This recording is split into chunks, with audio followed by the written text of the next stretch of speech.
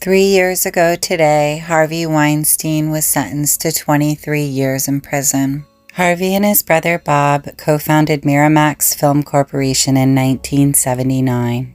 He would go on to produce a string of incredibly successful Hollywood films, including The Crying Game, Pulp Fiction, Scream, Good Will Hunting, The Gangs of New York, and Shakespeare in Love, for which he won the Oscar for Best Picture.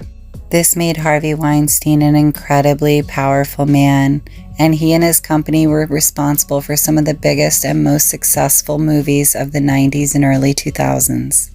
In 2017, the New York Times and the New Yorker published accusations of assault from multiple women.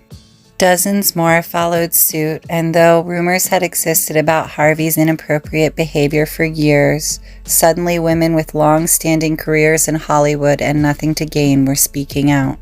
In what became known as the #MeToo movement, women everywhere began speaking out about their own experiences with harassment and sexual assault, oftentimes by men in positions of power.